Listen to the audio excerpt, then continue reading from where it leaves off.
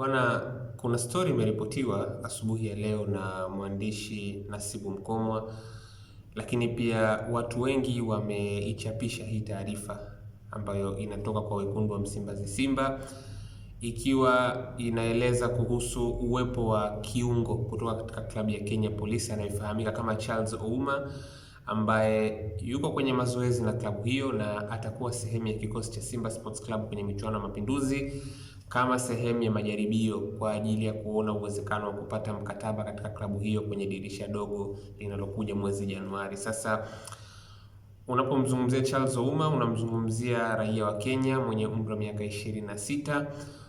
Huyu ni mchezaji ambaye hivi sasa ana mkataba wa miaka miwili umebaki kwenye kandarasi yake iliyo hai katika klabu ya Kenya Police, kwa maana ya kandarasi inayofika mpaka mwaka 2027.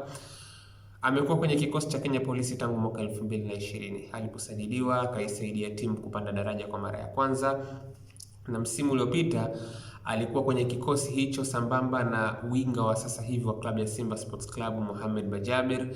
Na Charles Ouma alikuwa sehemu muhimu ya kikosi cha Kenya Police ambacho kilikuwa chini ya kocha Etienne Dairagije, ambacho kilifanikiwa kutoa ubingwa wa ligi kuu ya nchini Kenya msimu uliopita.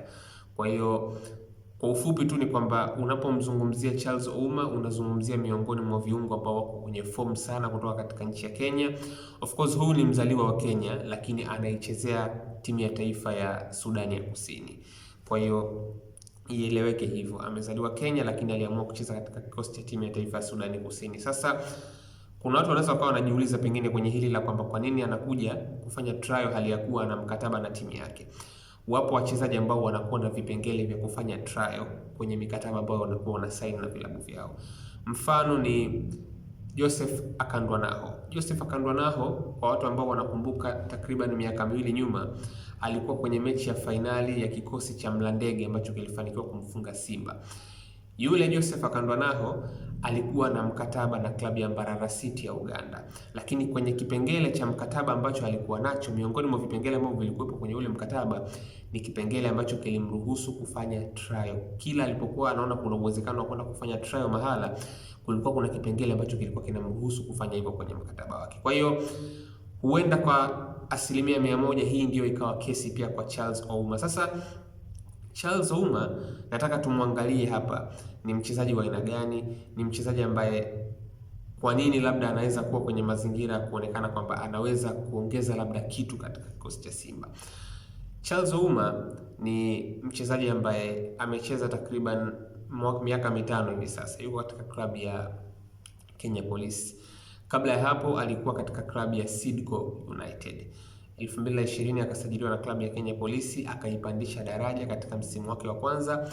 Msimu uliopita akiwa ni mainstay, akiwa ni sehemu muhimu ya kikosi cha Kenya Police, alifanikiwa kuisaidia timu hiyo kutoa ubingwa wa ligi kuu nchini Kenya. Kwa hiyo ni mchezaji ambaye ana uwezo, ni mchezaji mzuri of course, maana kuwa sehemu ya kikosi ambacho kinatoa ubingwa mwisho wa siku sio kitu kidogo.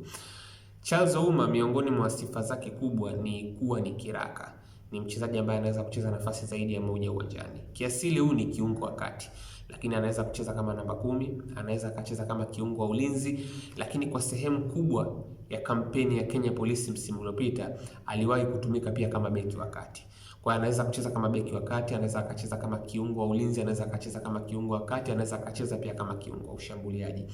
Kwa hiyo moja kati ya vitu ambavyo wanasifika navyo kwa kiasi kikubwa sana ni kitu kinaitwa versatility, yani uwezo wake wa kupatikana na kutumika kwenye maeneo tofauti tofauti uwanjani. Kwa hiyo issue ya Charles Ouma iko hivyo, na wapo watu, nimeona baadhi ya watu wakizungumzia hili swala kwenye mitandao ya kijamii, wakiweka mtazamo wao kwamba pengine kwa nini mtu anakuja kufanya trial katika mazingira ambayo labda wao wanaona klabu inapitia hivi sasa na kila kitu.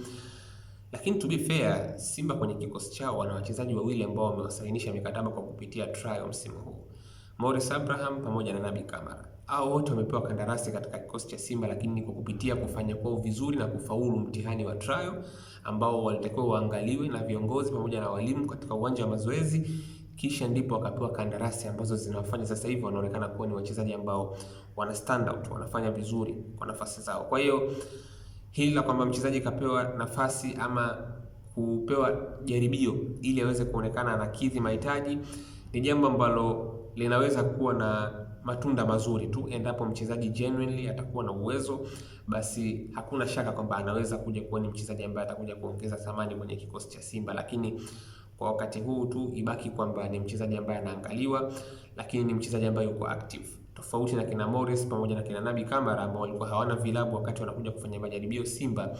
Huu ni mchezaji ambaye yuko active, ni mchezaji ambaye yuko kwenye fomu nzuri.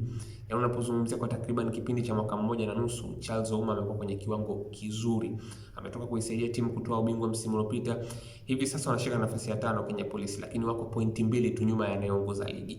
Kwa hiyo unaweza ukaona namna ambavyo ushindani ni mkubwa katika ligi ya Kenya. Kwa hiyo ni mchezaji ambaye Simba Sports Club wanataka kumwangalia kupitia michuano ya Mapinduzi ili waweze kuwa kwenye nafasi ya kujua kwamba huyu mchezaji anaweza kukidhi mahitaji ya kuweza kupewa kandarasi ya kudumu ama la.